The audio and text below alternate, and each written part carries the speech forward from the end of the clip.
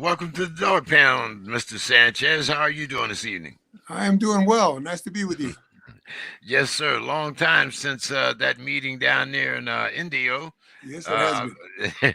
I believe that was when K9 beat um, uh, who was it? Spinks. I think Yeah, that was right. when. Yeah, Yeah, yeah, yes, right. yeah, yeah. So it has been quite some time. You've had a very remarkable career. You're one of the pioneers and one of the great trainers there in boxing. Tell us a little bit about who's in your camp now. Well, right now we have Michelle Soro that's training for a fight in. He'll be fighting in Uzbekistan on the 17th of December.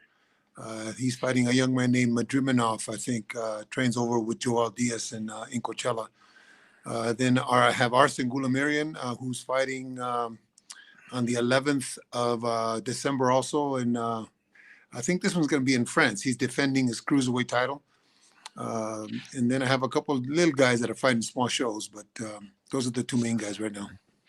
Oh, okay. So you're still training up in Big Bear, Absolutely, in our training camp, yes. and how's that been going? With the different protocols and the COVID and all that. How's that been going? Have you had to make any changes? We did at the beginning. Of course, we did. Like everybody else, we had to restrict the entry, and we had to have a negative test and mask at the beginning. But now everybody that comes in has a. I have some rapid tests that I have here in the gym that we give the guys that come in that we don't know or that we know haven't been vaccinated. But if you have the two vaccines or at least one anyway, we tend to be a little relaxed on what we require. But we all have to protect ourselves. So yes, we have made some changes. The great thing about right now in Big Bear is the weather is wonderful. It feels like it's August. Seriously, I, there's no snow. It's I in the know it's 70s. It's wonderful. I know I've been kind of amazed at this weather myself out here in California. It does seem like we are in a very sort of mild period while the rest of the nation is freezing or or something else. Listen, You I'm know, not complaining. I hear you. But so you say you have a couple fights lined up in December. You're going to France, so you get Into no. Uzbekistan. And now it does seem to me that I'm not going to say that we've moved boxing from the United States, but it does. Is it easier to get uh, sanctions and fighting overseas because of the COVID, or is it just because of that's kind of the way the cookie crumbled with the opponent? Well, different countries obviously have their own regulations and requirements, but I think the U.S. Is probably one of the stringest, I should say, requirements. So to travel to the other countries is a little. It's easy because we require a lot of things here to fly. To get on a plane, you got to have proof of testing or proof of vaccination. So, um, but the reason we're going to other countries, I think, is because in the last, let's just say, 20 years, the Europeans have invaded our shores here and have come over with a lot of great fighters that move up in the rankings, and their programs are developing so well over there, the professional programs, that a lot of the fighters are world ranked, and a lot of the organizations are going into those countries, and a lot of promoters over there are promoting their fighters, and they're bringing them in to fight in their own countries, which they have a following, which is good for us and good for boxing.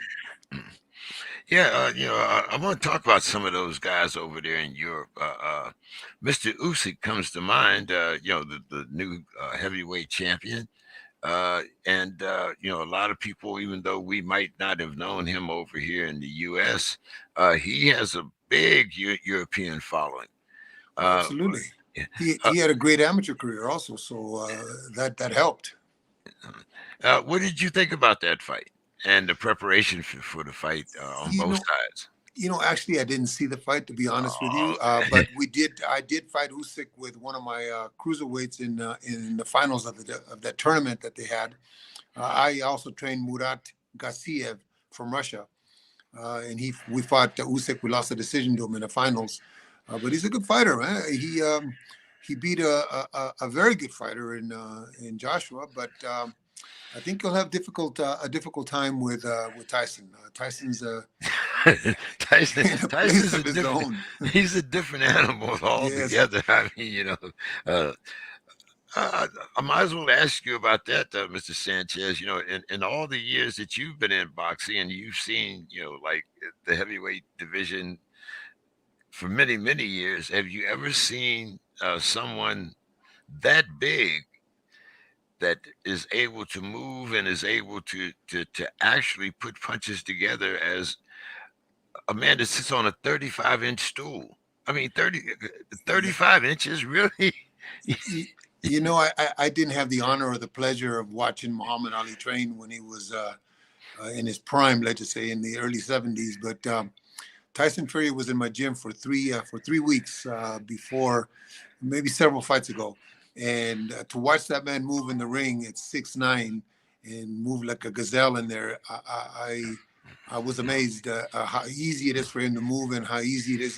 He's so athletic. You would not believe it by his frame or what he looks like sometimes, but he's so athletic in there.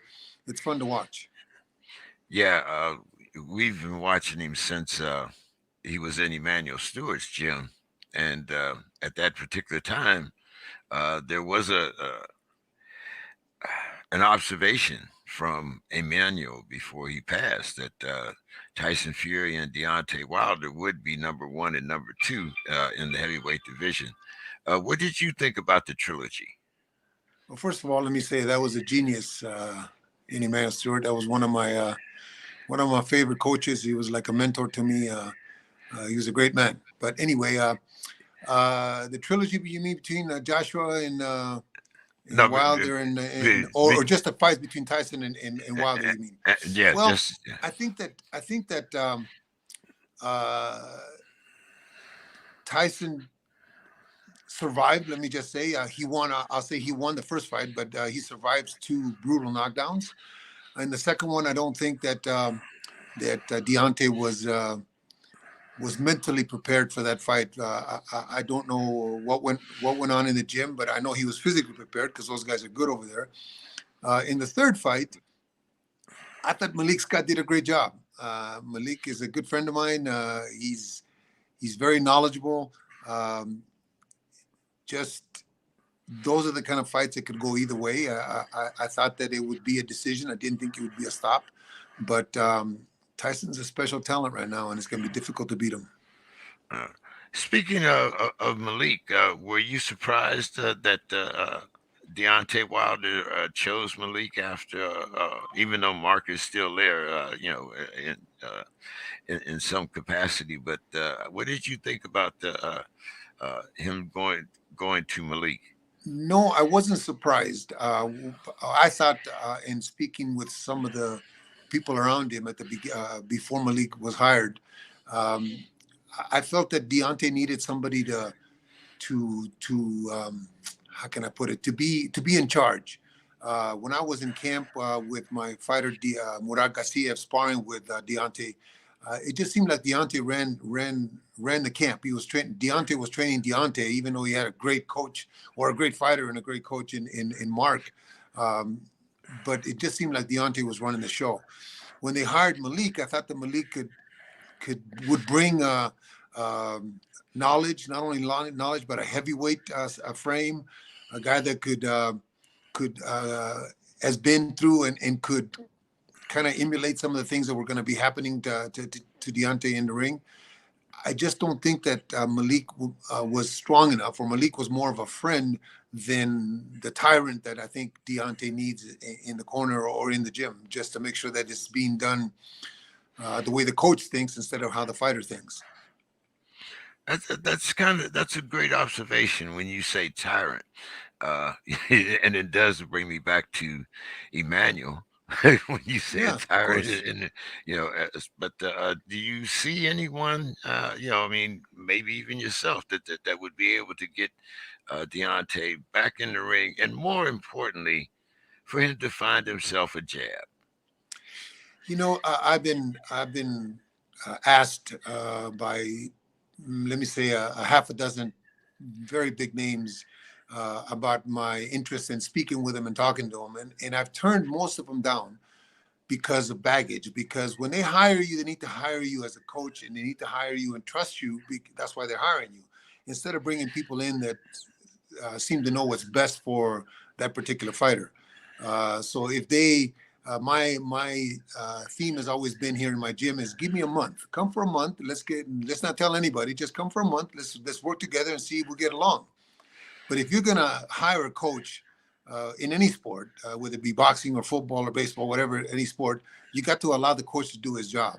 If you don't allow him to do his job, then you can't expect the results that you envision or that are possible. If you're going to be the one training yourself, then what do you need a coach? You just need somebody to put on your gloves.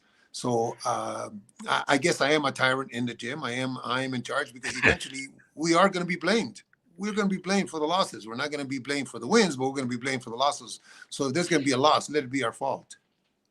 I definitely hear you. Let's take a couple minutes and talk about Canelo. Canelo has been very successful here lately. He had a great outing against Caleb Plant, and now he's talking about moving up to cruiserweight. Your thoughts?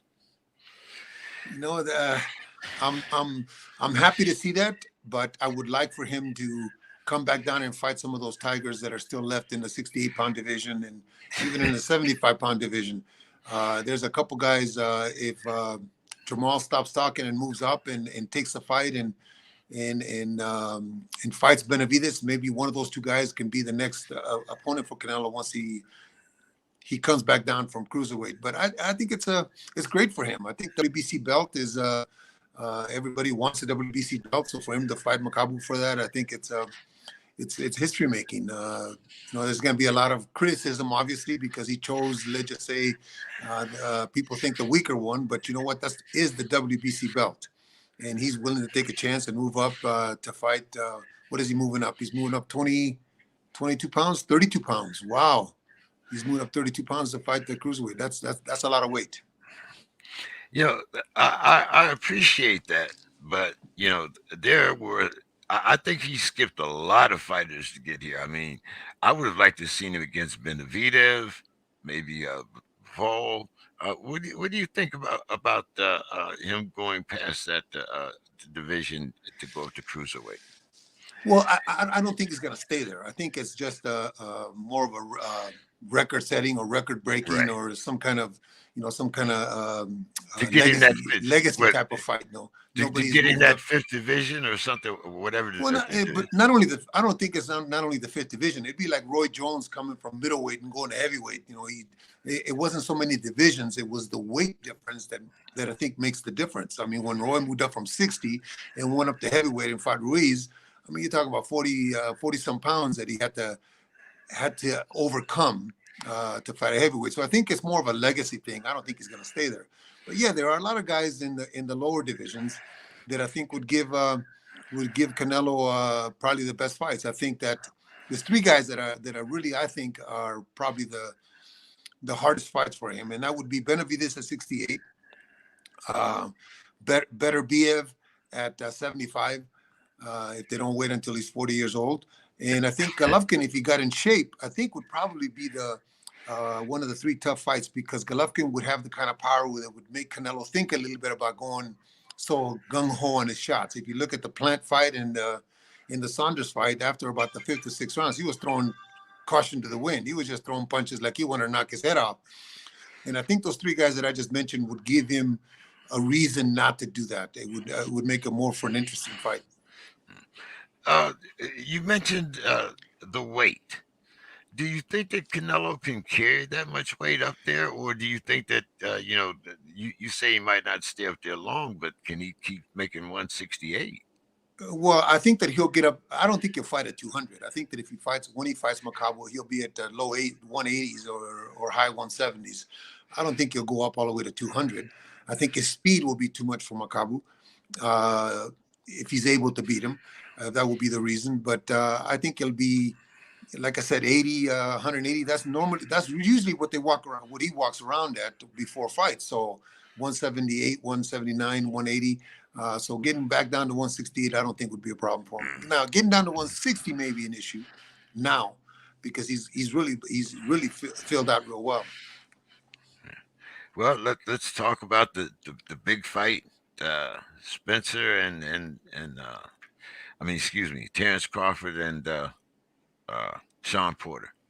Uh, what did you think about the fight? And is Sean Porter, well, one of the guys? I mean, excuse me, is Terrence Crawford one of the guys that we should consider for pound for pound?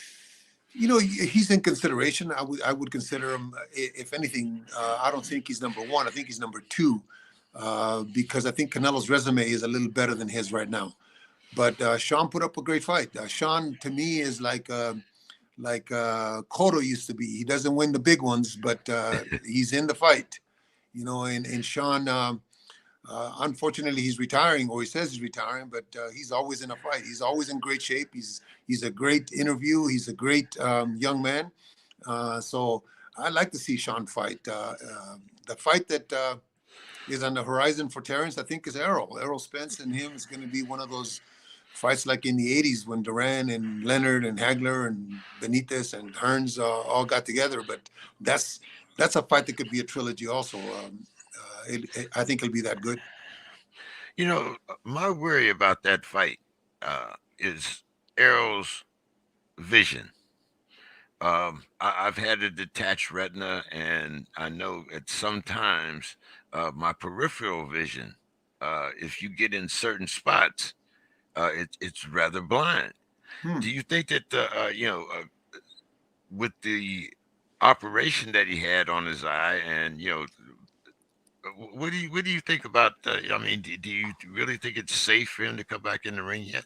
Well, Ray Leonard did it. Ray Leonard did it back when it was that operation wasn't really that popular. So That common, yeah. yeah, that coming back then. So I think that the only way we're going to find out is if he fights a Terrence Crawford, because Terrence Crawford will make him pay if that is a problem. But technology and medicine is so advanced nowadays that it may not cause him the problems that maybe you're having, or people that had operations in the past have had. Yeah, it's like you say, medicine has had its advances, and speaking of advances in medicine, uh, uh, being kind of old school like you are you still uh, using a lot of the old school ways, or have you kind of got up to the new nutritionists and all of these other specialized guys? I know you used to run a pretty tight camp. Emmanuel said something to me long, long time ago. He said, "You got to use the KISS method. Keep it simple, You got to stupid. keep it simple, stupid." That's absolutely right. And I've never had a nutritionist. I've never had a strength and conditioning coach. I do all of it myself. I just think that if you are on top of things and have your thumb on everything, you should know how to do everything. When I first started back in late 70s, there was no guide to wrap your hands. There was no specialist. There was no guide to work cuts. You learned all of it yourself because you had to. There was no money to pay anybody. So eventually you learn how to do all those things, and you trust what works. But I've never believed in a nutritionist, and I'll tell you why. In my camp, I have, let's just say, I have a Nigerian, I have a Ghanaian, I have a Russian, I have a Mexican, I have a Colombian. How the heck am I going to hire 7 chefs to cook for all of them what they're used to having? I mean, it's Okay. impossible. Nutrition is nutrition. I think that if you have the good nutrition in the basic food groups, and you eat what what you're accustomed to, obviously there's the things that are bad for you, and I think in all cultures, it's similar. I remember a story about Emmanuel telling me about Oscar, and they were arguing about what to feed him and who to get for him. And Emmanuel said, if this young man won a gold medal eating burritos, and he needs to keep eating burritos. You know, you just got to keep it simple. You just got to keep it uh, what they're accustomed to. I'm not going to take a Ghanaian and feed them Russian food. It's not going to work. Right. So it's a difficult, it's a tight line to walk, but if it works for you and it works for them, then that's good enough for me. I talked to a good friend of yours not too long ago, Mr. Pat Russell, my Vietnam Mhm. buddy, and I'm looking at you, I'm looking at Jack, and I'm looking at Pat. Uh, for some of guys our age, you guys seem to be in remarkable shape. What do you attribute that to, Mr. Well, Sanchez? golf is one of them. Pat and I played golf Okay. together. But I think the other thing is though, is that for us coaches in the gym, we work with a bunch of young men, and I make this analogy once in a while when I talk to these people. Is that if I worked in a convalescent home and there was a bunch of old people, and I was an 18-year-old, a 20-year-old, I'd have to move slow like they do, or I'd be hurting them. Now that I work with a bunch of, I'm older and I work with a bunch of young guys, I have to move just like they do, or they're going to hurt me. So we have to keep up, and we have to be not in shape like they are, but we have to be able to react and do the things like they are, or else we're going to get hurt. So I think that's what keeps us young, is being around them. Uh, Well, hey, thank you so much for taking time out of your Tuesday evening and talking with us. We appreciate your time. Why don't you give us your final thoughts? Any fights you're looking forward to, or anything in general? Just and thank you so much for coming on the show. It always astonishes me. All I have to do is give you a call, and you're right here. So I appreciate that. Well, thank you for having me. It's been fun. The fight really that I'm looking forward to, obviously, other than my two that I have coming up in December, is Errol and Terrence. I think that that's going to be the fight that I would want to see. I don't see many fights, but that one I would want to see. And the reason being, one of them is when Errol first came out of the Olympics. I was interviewed and I was asked who I thought the cream of the crop coming out of the Olympics was, and my two choices, or my two guys that I picked out, was Marcus Brown and Errol Spence. They both have become champions. Marcus, unfortunately, has some issues with his personal life, but Errol has done everything other than the accident that I thought he would do. So the fight that I think is on the horizon for me watching and being interested is Errol and Terrence. Someone asked in the audience, what do you think about a Crawford Ugas? Lucas. Who's Lucas? Ugas. Ugas. Ugas. Oh, you know what? I think Terrence is too much for Ugas. Terrence would probably be. You know what fight I would like to see is other than Errol. Errol is number one for me. The fight is, but I would like to see him fight that kid from England. What's his name? They beat Ramirez. Taylor. Josh Taylor. Josh Taylor. Josh Taylor. If he moved up to 47 and Terrence fought him, I think that would be a decent fight. Also, I think that. But it's still Errol and Terrence is the fight enough for me. All right, Mr. Sanchez. Thank you so much. You have a great evening. Thank you very much. Have a great night. Yeah. Bye bye. Bye. That was Mr. Abel Sanchez. Those of you that are familiar with boxing know Mr. Sanchez's pedigree all the way. He was at one time uh, the manager for Canelo. You can go through a great list and find out the different fights that Mr. Sanchez has been Hey, involved with. hey, What's up, K9? wanna air fry? I What's up, see you. champ? What's happening? You good? I'm good. Kind of like that red, but that's all right. I'm like, all Okay. right. There you go. Yeah. Oh yeah. What was Sanchez talking about? Well, we talked about the fights, and we talked about, of course, uh, the heavyweight fight, Deontay Wilder. Deontay, I knew that Tyson had spent a couple weeks in his camp. That was the reason why I wanted him on, to see what it was all about.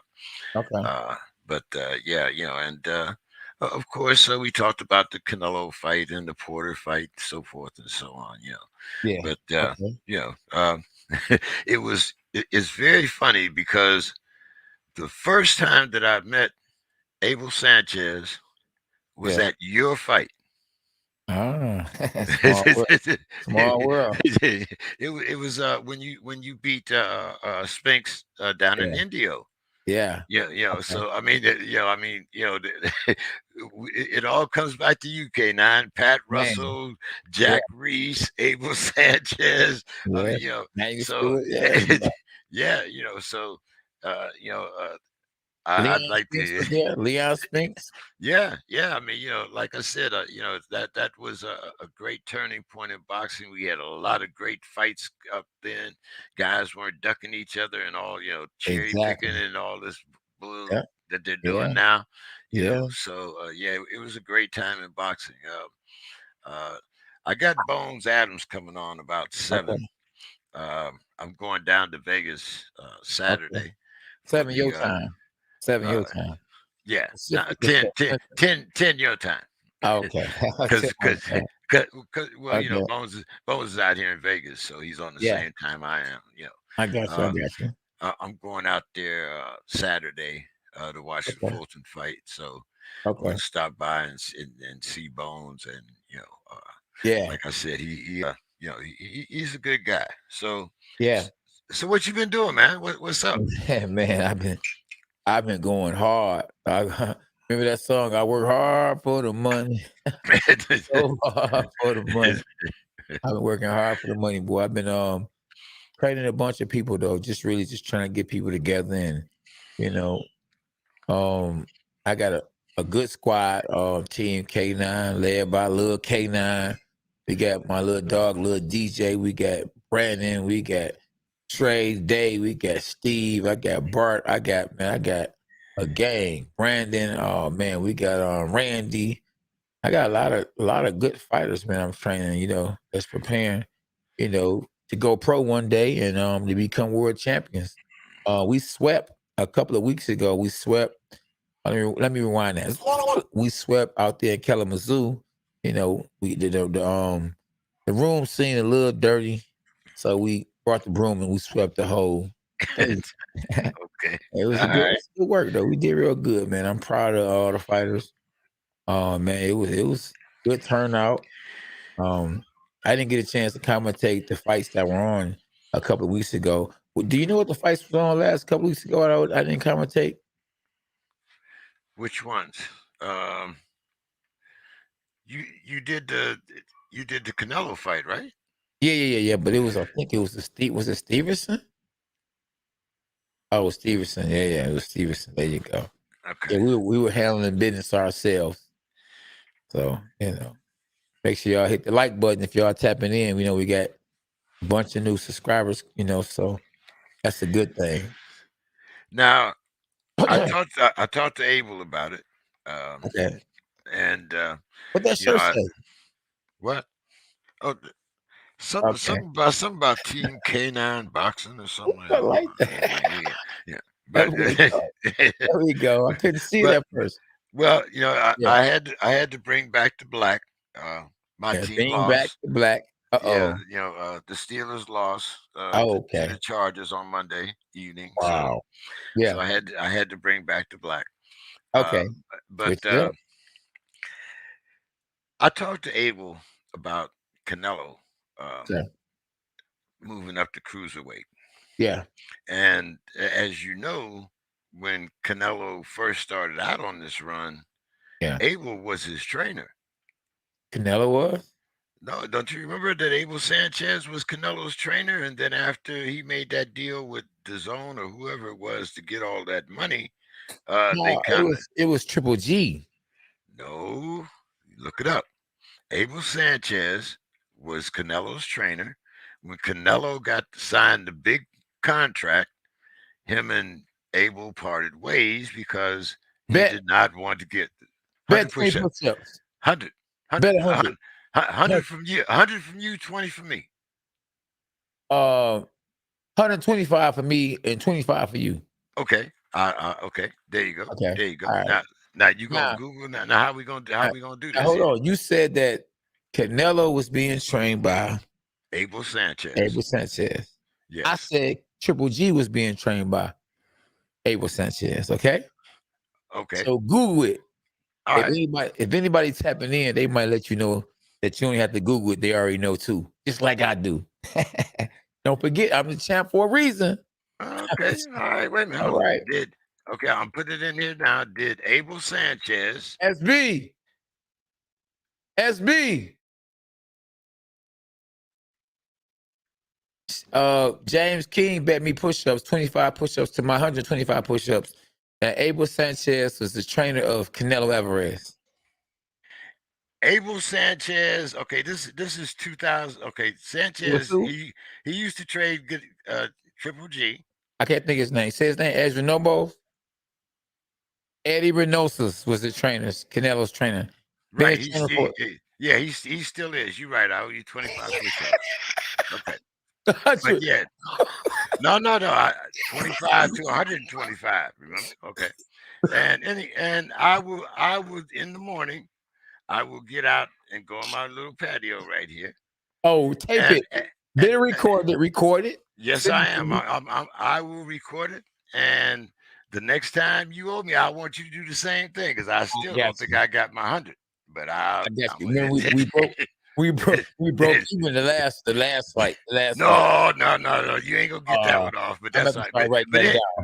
But anyway, let's talk about Canelo. What do you think about Canelo moving up to cruiserweight and bypassing 168, 170? Bivol and Benavidez, Benavidez. I mean, he's to me like when you talk about cherry picking. Now he is going up, as April said. He's going up 30 pounds, something like that, maybe a little bit more. Mm-hmm. So what do you think about him going up to cruiserweight and denying all these other guys a chance at a big payday? Oh, it's when you the cash cow, when you the GOAT of today, you do what you want to do. Who cares about? That's what he's thinking. Who cares about who y'all want to see me fight? I'm gonna do what's best for me and my legacy and my family. So he's doing what's best for him, his legacy.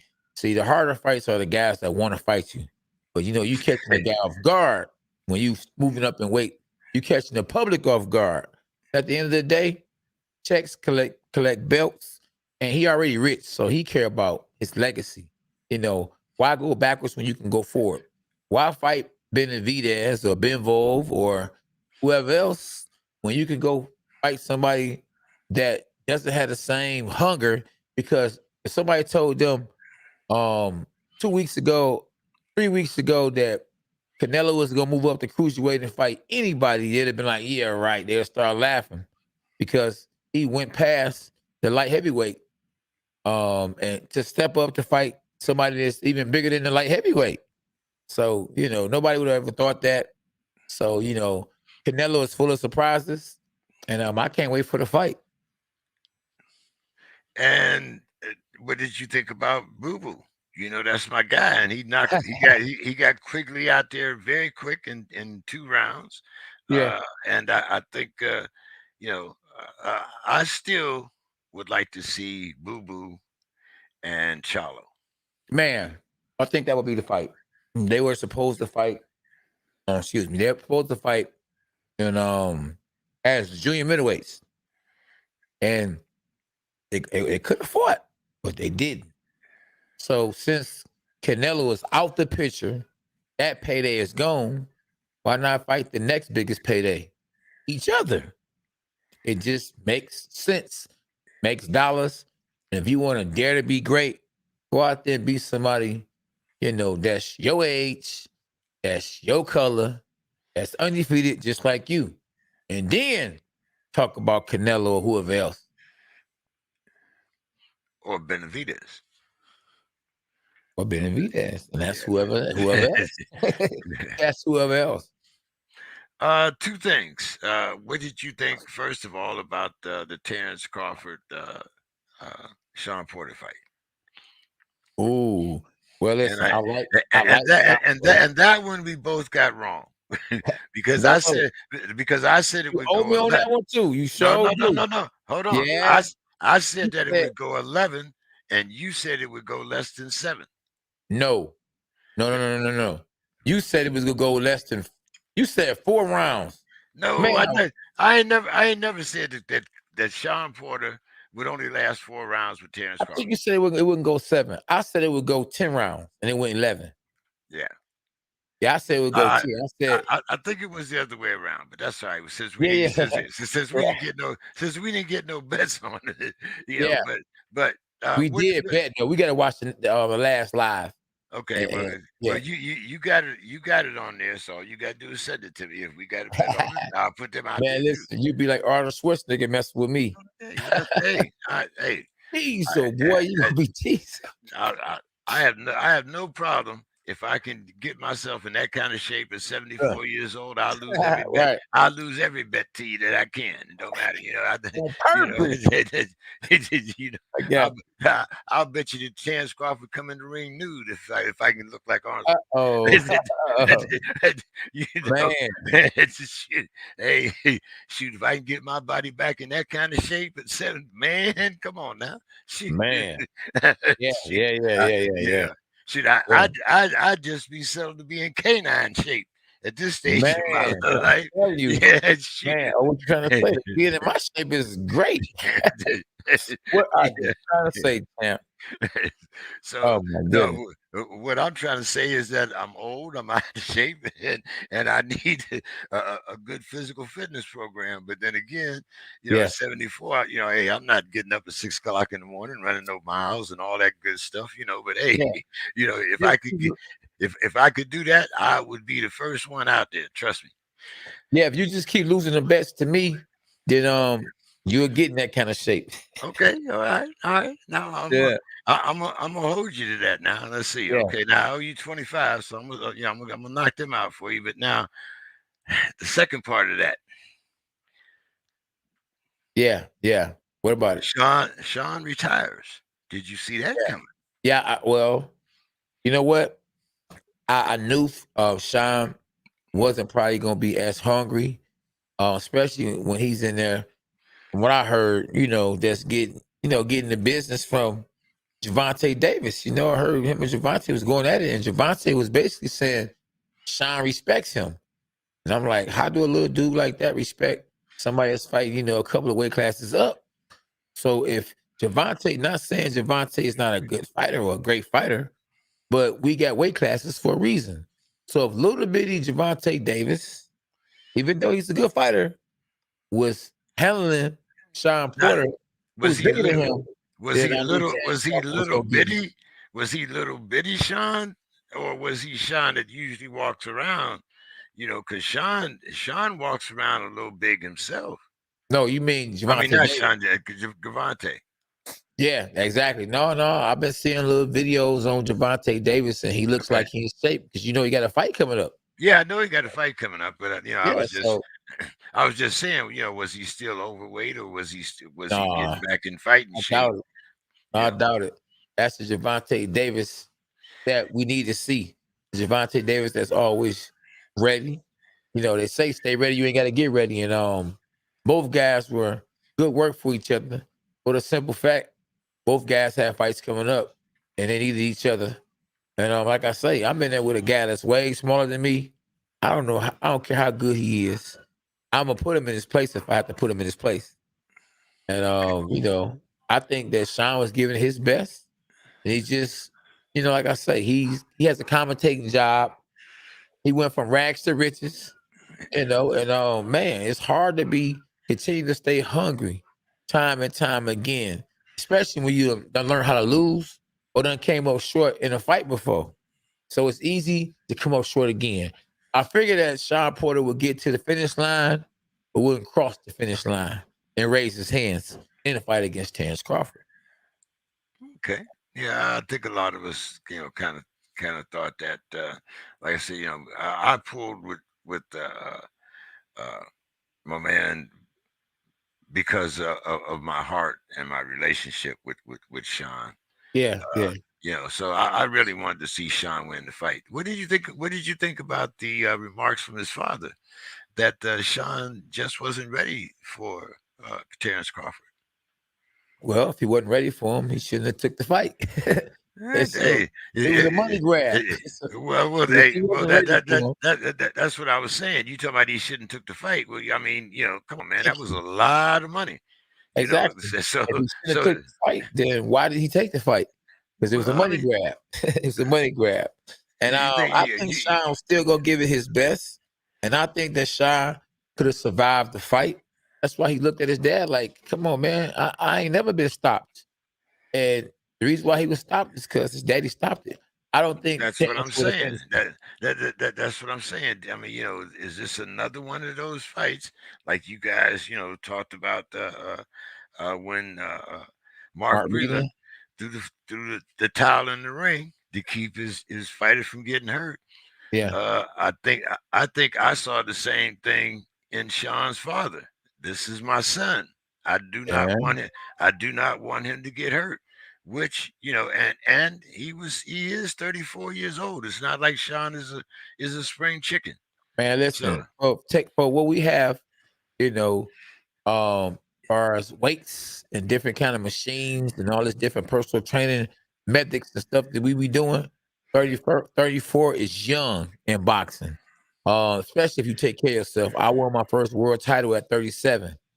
34 is young. You take care of yourself. I mean, but if you out partying and drinking, you could well, be 24. I 11, don't you could think be 14 and be old.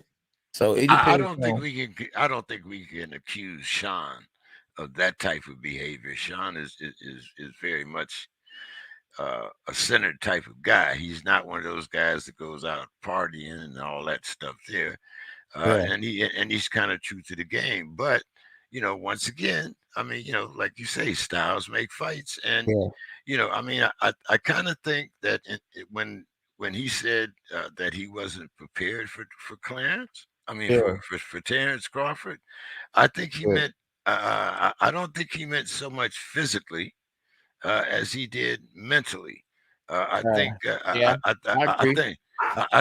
I think Gary um, went into that fight.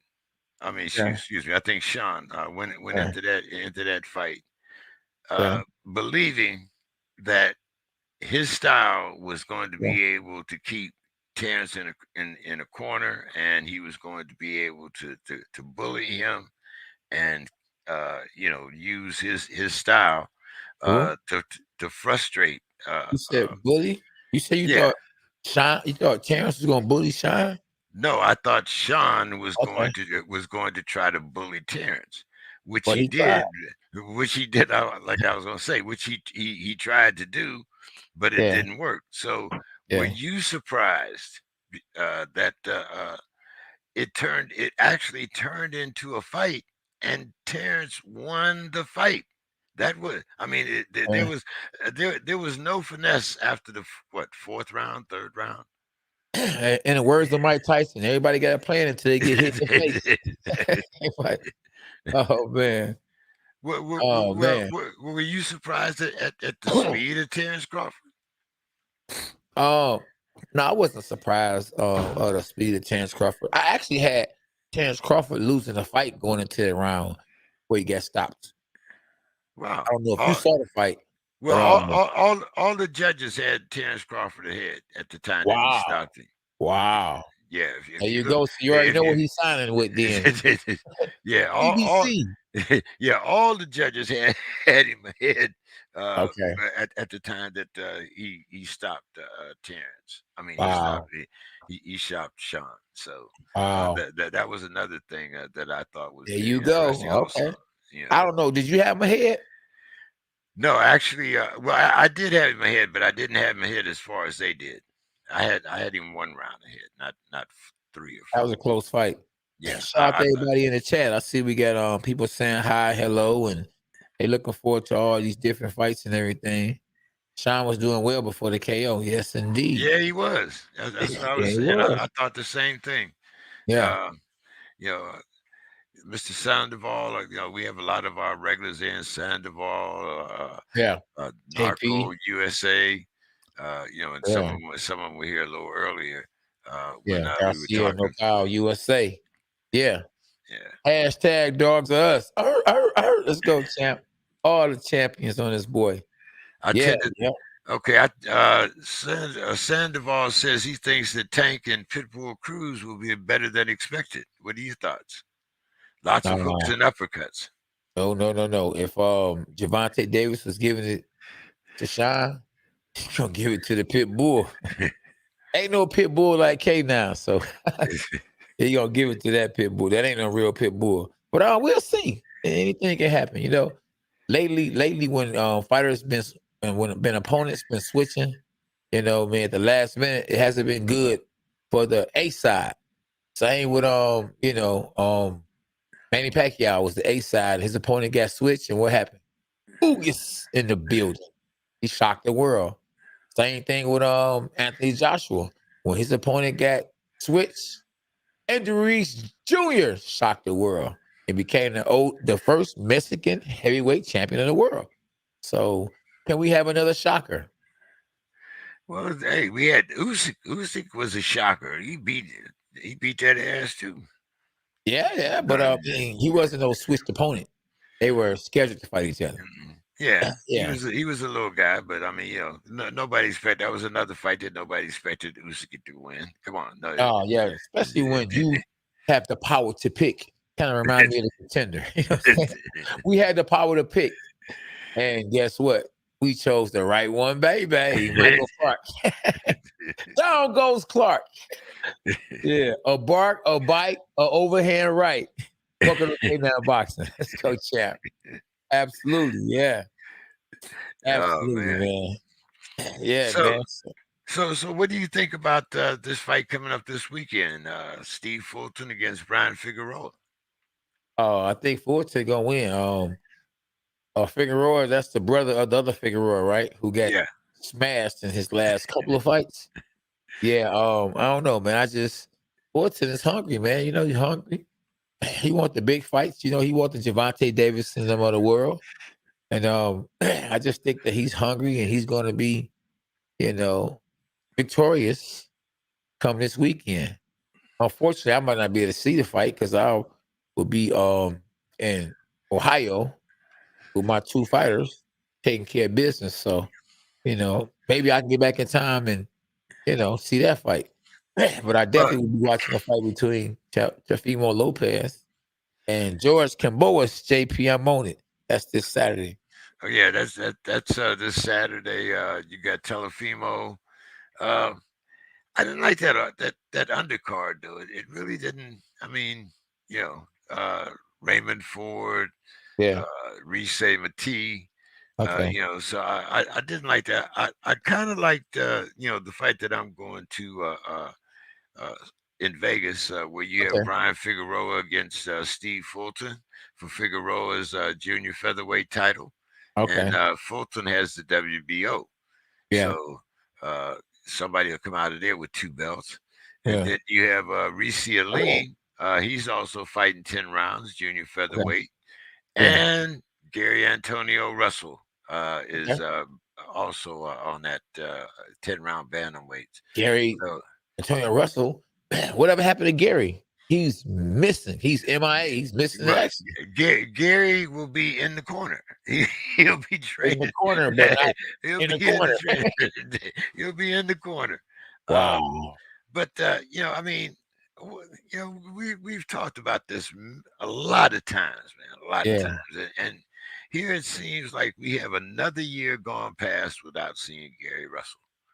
Man, I don't know, man. It might be a wrap. I mean, how you go become a world champ, undefeated, big name, fast puncher, and the hottest division in boxing, and don't fight since 1964?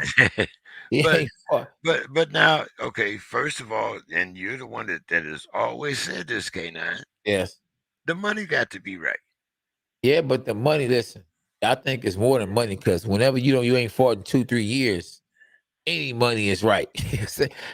No, see, here's the thing though. You got to remember, Gary has money coming in outside of boxing.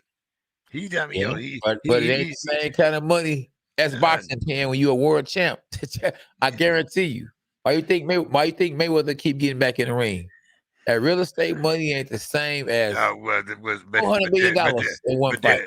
there's a big difference between when as soon as you put the Mayweather name up there, Yeah. you already guaranteed a certain amount of money. You know, But whatever. Gary Russell is not that way. But That's 2 hard million, money. 3 million in the weight class he in, he can make 5, 10 million quick. Yeah, if somebody want to fight him, who you gonna fight? Devin Haney. Devin, hold now. Devin Haney got to fight. Devin Haney got to fight December 4th. Yeah, but all those guys were ready and willing and dealing. Devin Haney has not sent anything to Gary Russell's camp. Yeah, because Gary Russell is being put on a shelf. That's what I believe. I got respect for Gary Russell, but you just said he should fight Devin Haney. Somebody is blackballing him. So he is being blackballed. He might be in a contract that he is trying to get out of. It's something in the game, bro. You hear me? It's something in the game. Trust me. I've been around contracts and been in contracts. I've been with promoters. I'm talking about like Don King. You know, my man Don. Oh, K9, I love you, man. Come on over here, man. Sit down right here, man. K9, oh man. Come on back home. Come on, my man Don. My goodness. I'm just saying, JK. You know, it's some doodle in the game, constantly. Okay. You know, somebody's being doodled on. Somebody's being on. Basically, you know. I hear you. Hey. I hear you. Now, we talk about you talk about I had asked you about 34, and what you thought about the age, but here, December the 11th. I think it's December the 11th. Yeah, okay. December the 11th. Yeah. Out here in Carson, California. Okay. We have the oldest WBC bantamweight champion will be defending his title. Okay. Donito Donaire will be defending his title against Raymart Gamboa on December 11th in Carson, California. I like him. So, age ain't number to number. Old money still spent. Love it. Old money still spent. I love it, champ. Now I'm looking at also on December 11th in England, Conor Ben, versus Chris Algieri. Is this our Chris Algieri? I don't know, champ. Oh, I'm trying to line this up. I'm trying to figure out how to line it up. It's on the zone, December the 11th. But I'm not sure if that's our guy or not. Okay. Let me grab Bones here. You gonna grab him? Yeah, I'm gonna grab Bones. Okay. I'm trying to grab him. See. It's messed up, guys. Yeah. See. There he is. Yeah, I'm only on like half of the screen, and you guys are cut out. And I don't even know. Only crazy part about this though, Bones, is that SB is gone. So how am I gonna be able to put him on the screen when I don't know how to do that part? See, I don't know how to do that. So we got a terrible. So what I'm gonna do, I'm gonna leave the screen and let Bones go on the screen. How about that? As long as we can still hear you. Yeah, definitely. Well, actually, why don't you take me off the screens and you and Bones can talk, and then I'll come back later. Oh, it's just you. There you go. There's Bones. There you go. K9, can you still hear us? Not sure. Bones, what's up, my man? Nothing much, my brother. Just trying to enjoy these days that we have right now. Nice. Yeah, well, I'll be down there Saturday, man, for the fight. So I'll be down there Saturday and Sunday. I got to come by and see you. You gonna be open? Is that a warning for me to get out of town? I better leave because what are you coming for Saturday? To fight Fulton and Figueroa. Okay. Yeah, because I got a kid on that card. Oh, you do? All right. I'm not training him, but I used to train him, but his name's Rais Aleem, and we were managing. Yeah. We were talking about Aleem, Bones. You trained him for quite some time. Yeah. How did that relationship start out? Well, well, he came over, I think, to work with someone one day. Then we just we bonded, and I think he ended up having like 4 or 5 knockouts and stuff like that. But the connection of, I know how he is because that's where I am. Kind of, I was. He wants to do certain things a certain way, and I'm trying to improve him, but yet he's just happy with the way he is. What there isn't a problem so far, so he's doing phenomenal. But I was just trying to get him ready for that little small change. Yeah, I hear you. I You hear know, you. so, We were talking about some of the fights in the mhm. past weeks. Uh, so let's start with the Canelo Caleb plant. Okay. Your thoughts on the fight? How Caleb handled himself? Uh, did you see any weaknesses in Canelo? So forth, so on, from a training standard Well, point of view. here's the thing: there's weaknesses in everyone, but whether you're able to take advantage of those weaknesses are two different things. So I do see as strong as Canelo is, I know I see a lot of power being thrown away. So I mean, listen, but he has no problem. You know what I'm saying? He's not having a problem with that. So there's not really too many weaknesses at all. And that fight went exactly where I thought it was going to go. It was you can't with someone when you fight someone like Canelo, you got to hit them hard enough to make them respect you, right? And that's the reason why, like Triple G, he got respect him, but he had no respect for Caleb, and him going like this. I mean, like, come on, man, what's that going to do? He scores points, but in the meantime, you're getting just beat up, and he broke him down properly. Did you see the fight going the distance? No, I didn't either. I mean, was that disappointing or what? I don't know what you mean by disappointing because I was expecting Canelo to knock him out. I don't know, like Yeah, that's what I mean. I mean, do you think that with the skills that Canelo had, that he should have knocked him out, or do you Oh, think that? 100%. If he did not knock him out, then something's wrong with Canelo. 100%.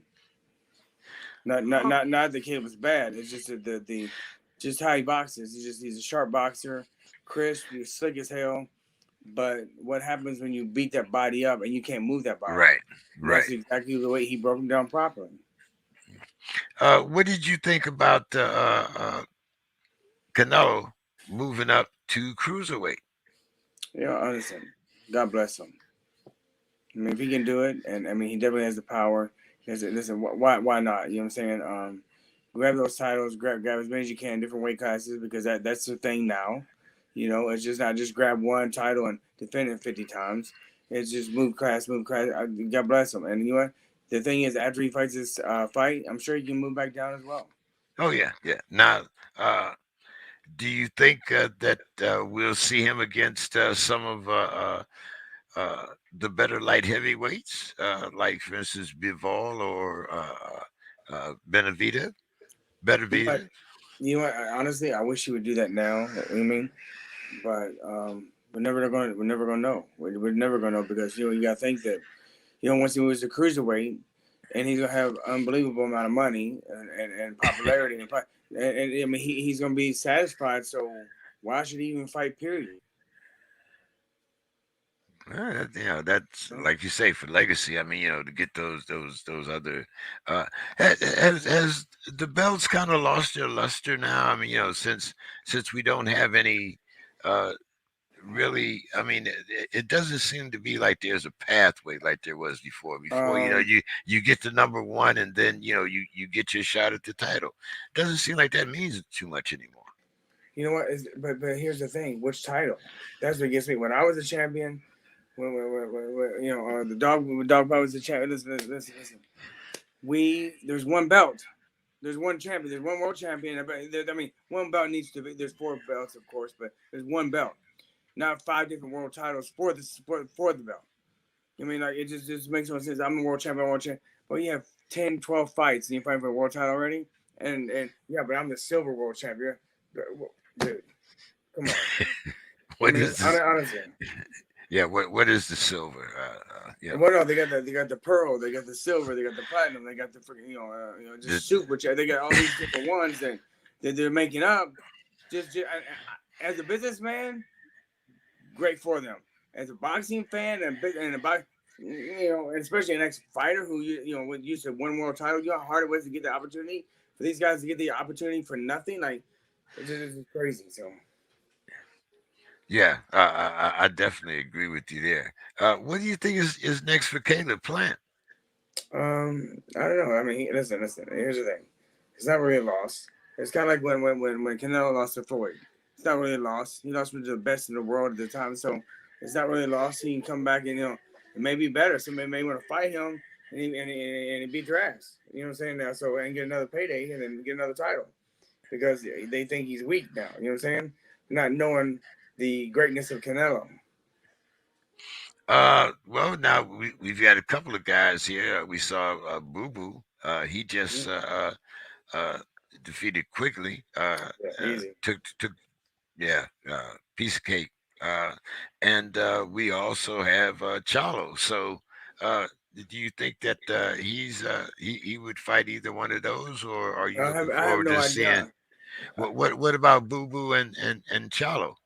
I have no idea, but I tell you the truth. Listen, I would like to see Boo Boo fight. Listen, I wouldn't like to see the Charlos fight, because I think that Canelo would just kind of destroy him, But I think Boo Boo, I think because he's younger, more hungry, and just try to want some more. I think it'd be a better fight for Canelo. But tell you the truth, you just covered a great point. I said Boo Boo and Charlos fight, and then the winner of that fight, and that'd be awesome. Yeah, and a lot of money too. I think. Tons. Yeah. So who you got? You mentioned Reese, but you said that he's not in your camp anymore. But so what? He's easy to get. My boy Bobby, he trains him, man. He's a great guy. But I'm his co-manager. We manage Okay. Prince Ranch Boxing. He manages them, and he still trains the gym. We're still tight. I mean, there's nothing, no bad feelings and stuff. It's just that Well, you he, guys seem to be a family out there anyway. we Every are. time I come by there, I mean, Yeah, it seems to be more of a family than a yeah, boxing gym. I mean, you yeah. guys get it done, but I mean, the guys come and talk to you very frequently. You watch, and I mean, I can be talking to you, and your eyes are all over the gym. You watch everything I going. have to. I have to.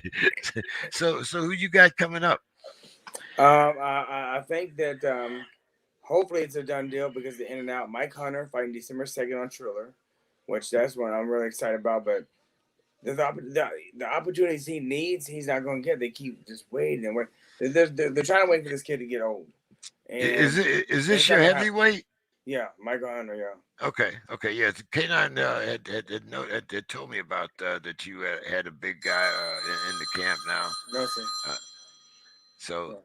so Yeah. tell us a little bit about Mike. You know, no sir. Mike. They're waiting for Mike to get old, and just not gonna happen. Mike is just one of these phenomenal young men who stays in the gym, stays healthy, stays ready. And I'm telling you, even though they think he's gonna get old, watch what's gonna happen. He's gonna come in and surprise somebody. Okay, and you said that was December 7th, December 2nd on December Triller. 2nd. Yeah, Okay. Do you know who your opponent is? that's the thing. They keep changing because I'm saying nobody wants to fight this guy or somebody's. Listen, we had a guy ranked number 14th by WBA in the world, and for some reason, New York Athletic Commission denied him from fighting. That makes no sense to me.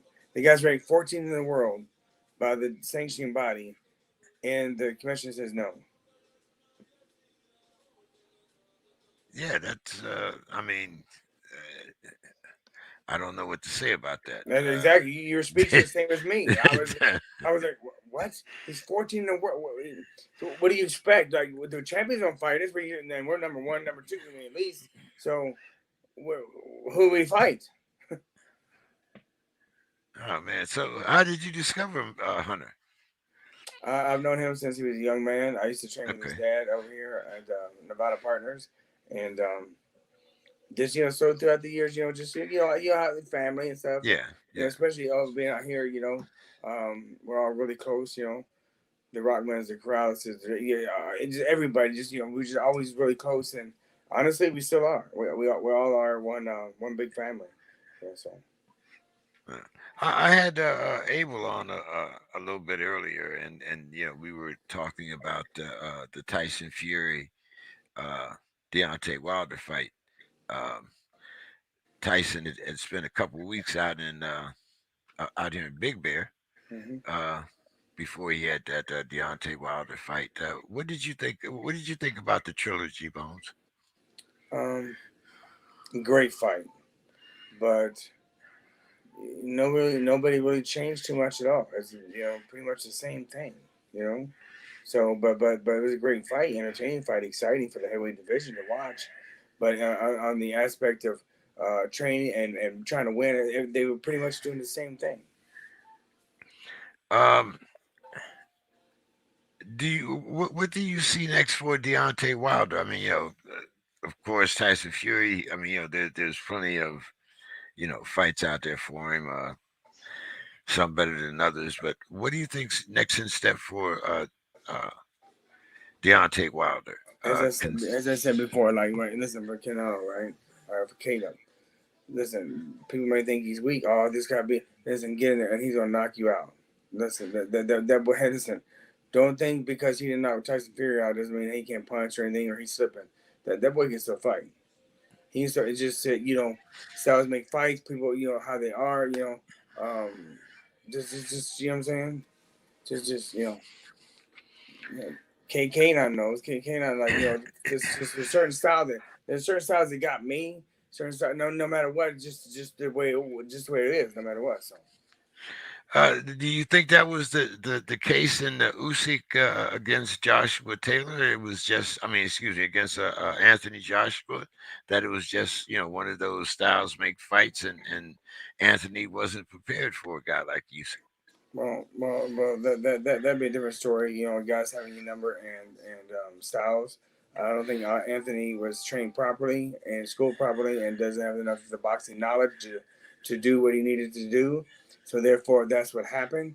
So that's the reason why I say that I would love to see Michael Hunter fight this young man because last time I wasn't with him, but things have been changing and evolving, and I'm helping him learn on what he's doing. Not just because he was the same way as me, is he just boxed. He didn't think about it. He just did things, and I'm helping him realize why he's doing them and when he's doing them. So now he's putting them together and setting things up. Now, you usually train smaller guys. I mean, was it hard for you to make that transition with the big fella? No. I like the opposite of what I was. Okay, yeah, that's I what like the I'm opposite. saying. Whether it's the style that I like to train the opposite because I don't want to be one of these fighters. Oh, that's just like you. I don't want that. Some fighters tell me all the time, "Well, I seen you do it," and I go, "Then don't." Tell me, I swear on everything. I said, "Then don't." I mean, Oh man. Right now, Bones, who do you think is the best out there pound for pound? well, I think Canelo right now. So he really is. I'm listening. He's kind of unstoppable right now. You know what I'm saying? He's just no one's heard of him. No one's. I mean, like, just he does what he wants to do when he wants to do it, and that's the key. He does what he wants to do when he wants to do it. So until someone can make him uncomfortable, he's the man. Uh, let's talk about that Terrence Crawford, Sean Porter. Mm-hmm. First of all, how impressed were you with Bud, uh, or not impressed with Sean Porter? Well, I mean, his father said that he wasn't ready for Terrence, so forth and so on. But you know, uh, He uh, said he wanted to retire. right, right. So he's 34 years old. Uh, Pretty sure he's got plenty of money, Bones. I don't Yeah. think that. I don't think he needs that. He's got a commentator a job waiting for him. So uh, I understand it's not Terrence Crawford money, but it's study money for a guy that's 34 years old. He can come in and do his little commentating thing and not really have to worry about getting in shape and all that. But what did you think about the fight overall? I think that I was really impressed with the way Sean was boxing him. And said he was boxing, and he's doing very well. I mean, because if he pressed him too much, he was going to get caught earlier. It went the way I thought it would be, as aspect of the amount of rounds and the way it's going to end. But when he did those beginning rounds, just threw me for a loop because Sean really did well boxing. He did phenomenal. He did phenomenal. Yeah, I thought that it was going to be a fight, from beginning to end. But I was kind of surprised the way, like you said, that Sean handled the boxing in the first couple of rounds. But see, the thing is too, I gotta be honest with you, it's like, listen, I watched it, but I was at the Manly Bay, but I ran Ellie sat back and I never sat outside with him in the hallway and greeting. I felt like I was one of my greeter. I was greeting everybody. I was like, "What's up?" I was seeing everybody. And I ended up watching on my phone. So I was kind of watching. I just I had a great time just out there with Ellie and just hanging out and just seeing people I haven't seen in a long time and just saying what's up and just like it was just really good. So I saw the fight, but I didn't really see the fight. So to get really into it, so. But you saw a lot of people you hadn't seen in a long time. Oh man, yeah. Bones, even though you're in Vegas, you managed to keep a very low profile. What's that about, man? It's just smooth, bro. Smooth. Choice style. I seen Tommy, bro. I seen Tommy there too. Oh yeah. Mm-hmm. Okay. He looked better than last time I saw him. So he looked real good. Oh, that's good. So how are things going out there in Vegas? Are the people starting to come back? Yeah, it's gonna be crazy. It's gonna be crazy too. My good friend, like family, Lloyd, he's gonna be performing this weekend at the Millennium Tour at the MGM, and then we got the fight Saturday night, and then just so many people. It's busy as hell here. It's starting to come back alive. That's great. So will you be at the Figueroa fight this Saturday? Yes, sir. Well, I wasn't gonna go, but I was just told today that I'm going. So. Okay. So I guess I'm going. So. All right. Well, maybe we can run into each other either before or after the fight. Of course. But what time are you getting out there Saturday? I'll be out there early in the morning Saturday. I'll be out there like about 9. I'm not gonna be up on Friday night, so. Well, hey, I know that, Bones. But I'll call you about 1 or 2. Yeah, of course. We'll see you, man. Always, man. It'll be a pleasure and honor. I always like seeing you. I love seeing people and giving hugs and just love and even though we're in a violent sport, it's not violent. You know how I run my gym and how I am, and just very loving. And we're all family. Business is business, but at the end of the day, we all got to hug each other and be there for one another. Yeah, Bones. You the man out there, man. So why don't you give us your final thoughts, man? Plus, I was gonna say I forgot about this. So while we're on here, if anybody goes to needs CBD products, any CBD product at all, I have UndisputedCBD.store, UndisputedCBD.store, and I just opened it and launched it about a week ago. So. Okay. All right. Yeah, I know a lot of guys out here that use CBDs. I use them myself. Of course, I have PTSD, so I also use the THC. But yeah, CBD products. Hey, man, but it does help on on these old bones and joints, man. You don't hear them clicking and clacking. So it does help. So how did you get into CBD, Bones? My accountant, he owns one of the top CBG farms in the world, and his CBD was on the cover of High Time magazine, the one and only.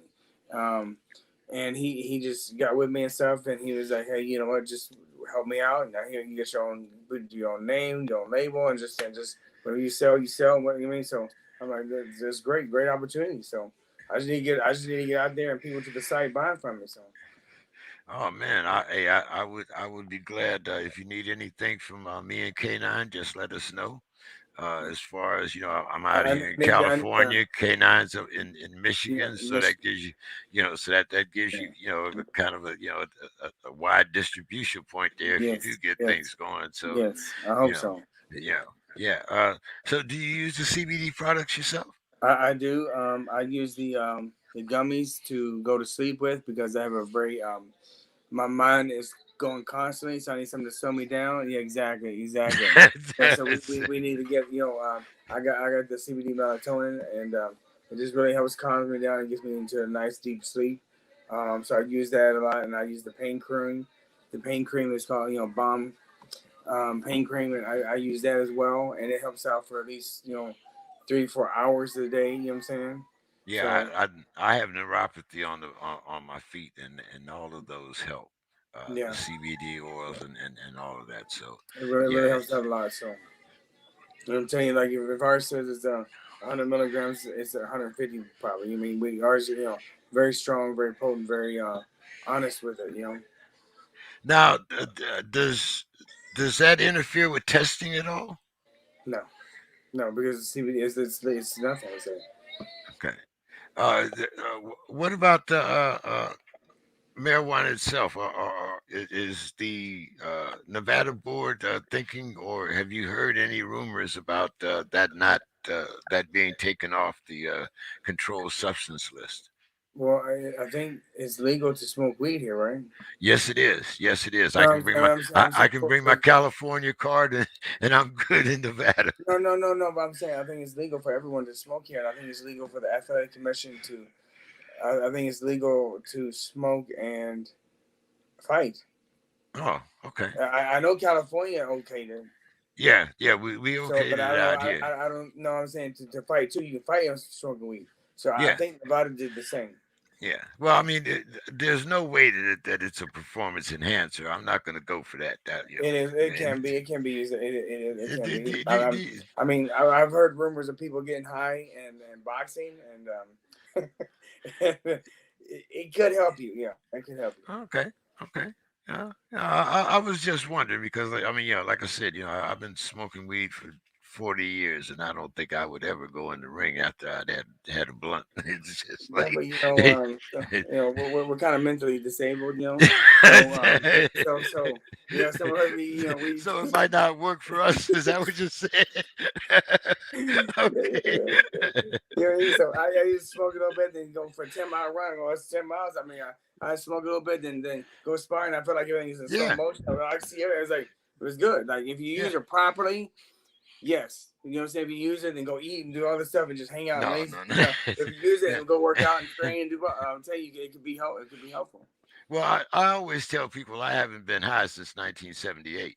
I just smoked a It's lot of been weed. just, Yeah, now, yeah, it's like an oil change. Now I smoke to maintain. You know? yeah.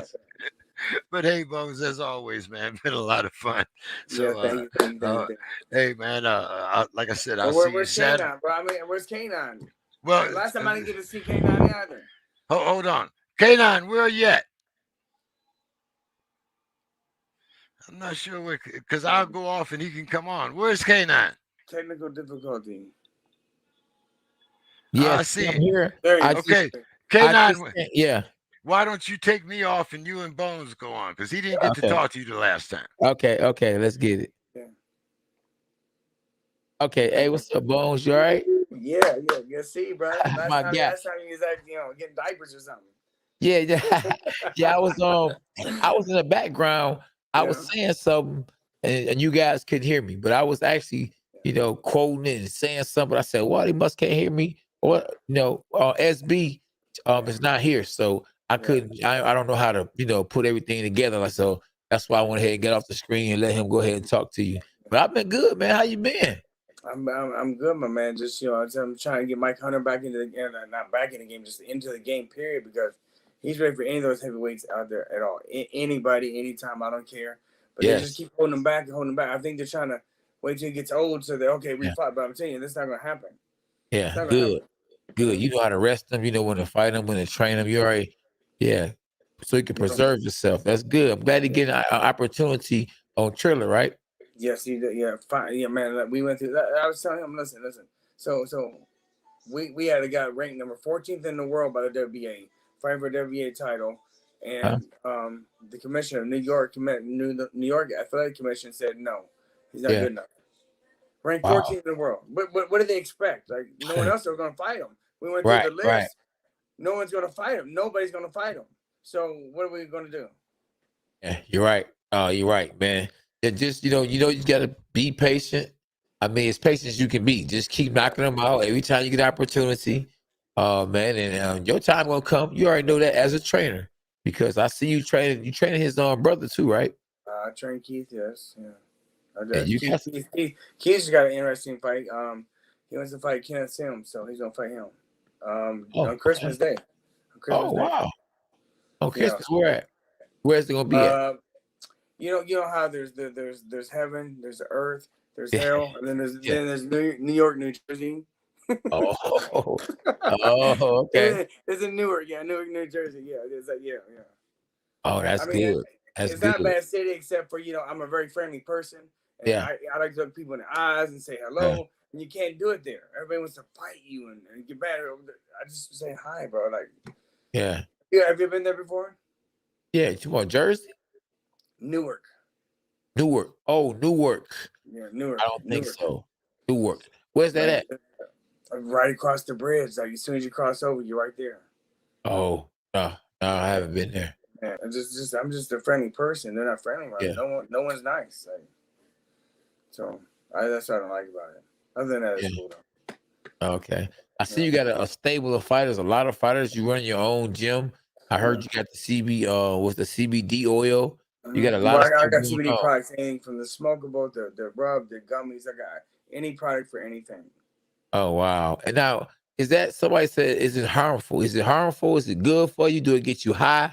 No, it does not get you high at all. It's actually better for you, for your body to kind of it's kind of like if you take the gummies, more of a relaxing sensation. If you smoke, more of a relaxing sensation instead of, to have the intensity and having that head high. It's just kind of like just mellows you out. You know what I'm saying? So relaxes you.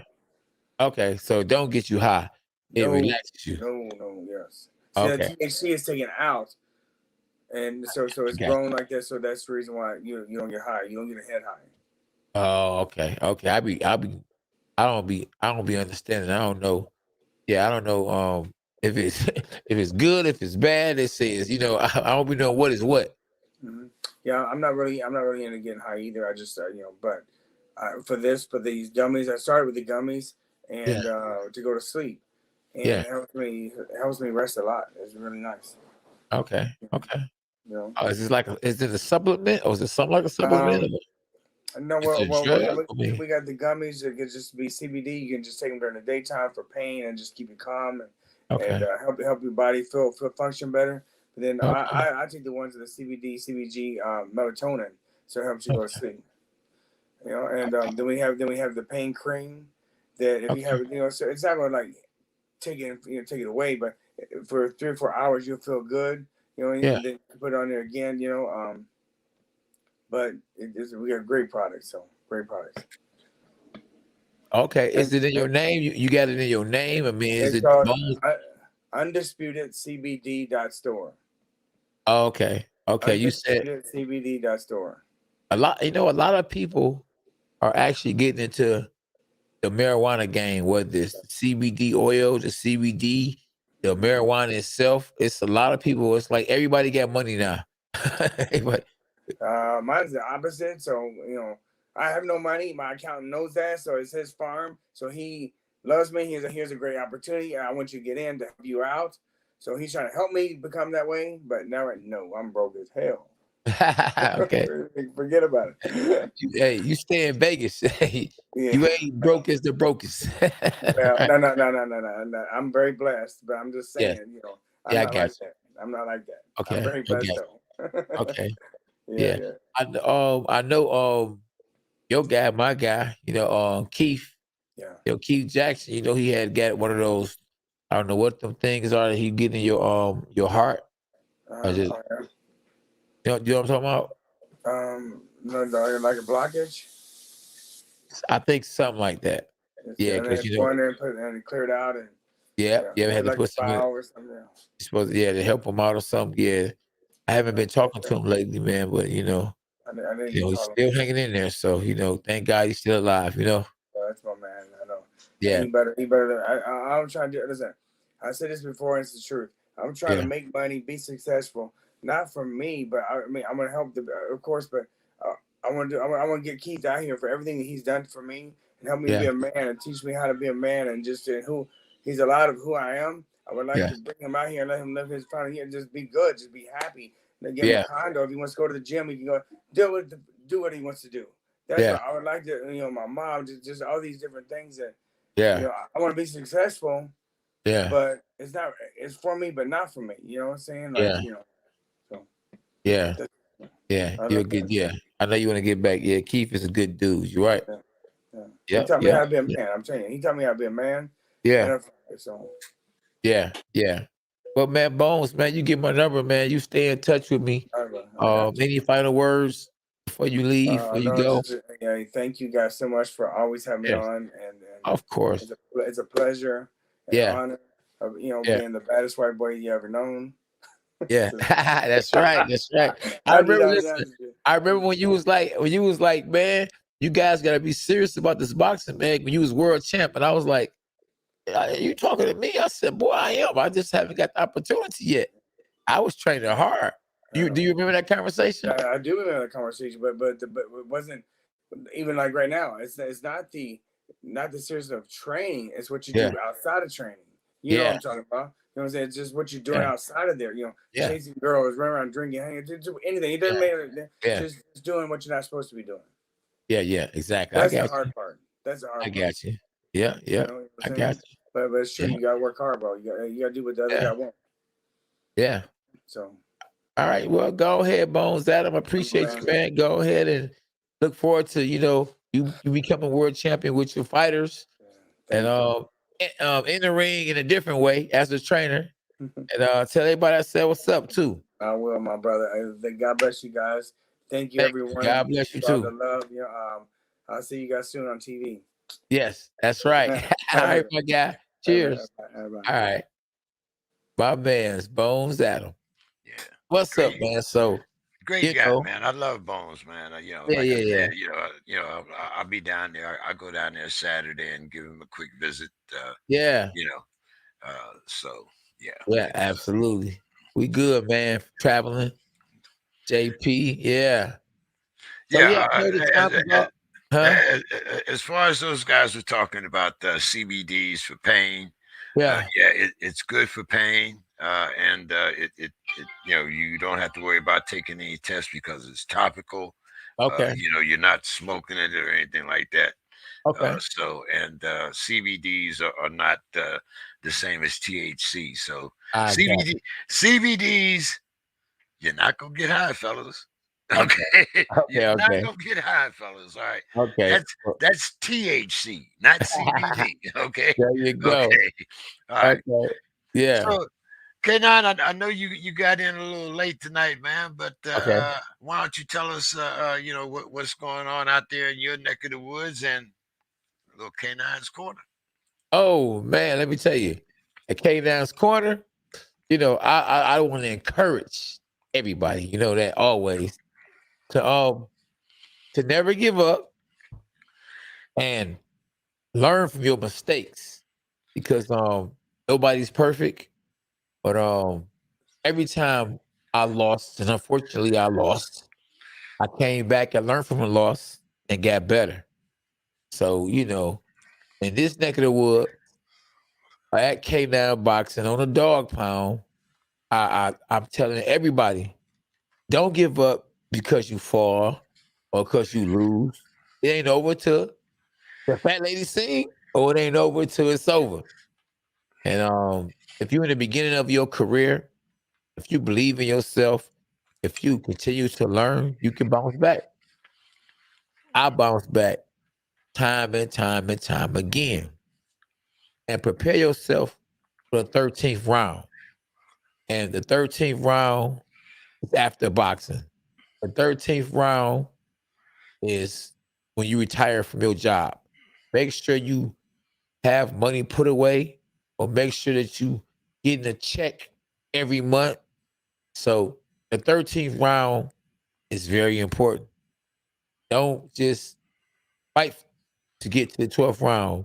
Make sure when the 12th round is over and you out the ring or you retire from your job, that they don't put you in an old folks home because you ain't got nowhere to go, or you're not on a corner with a sign up talking about some help me.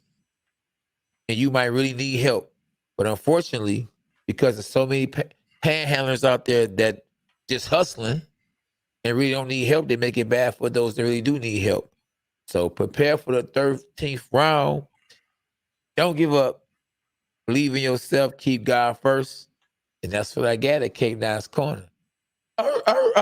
Yeah.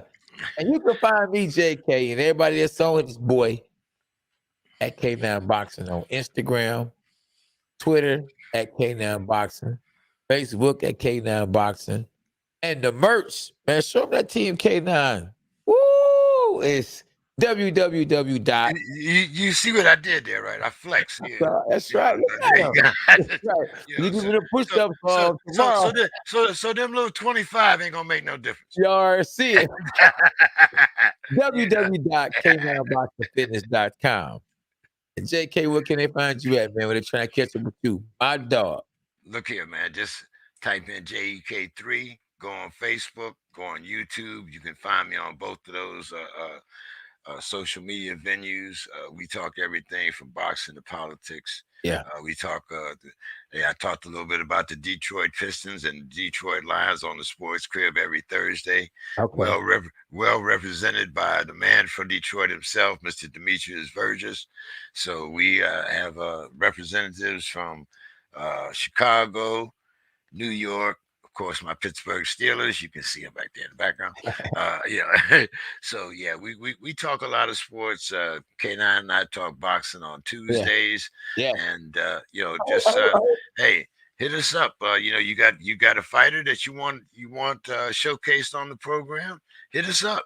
We'll bring your fighter on the show. We're all about promoting the sport of boxing and the young men in it, as well as the trainers, fighters, and all those that are affiliated with it.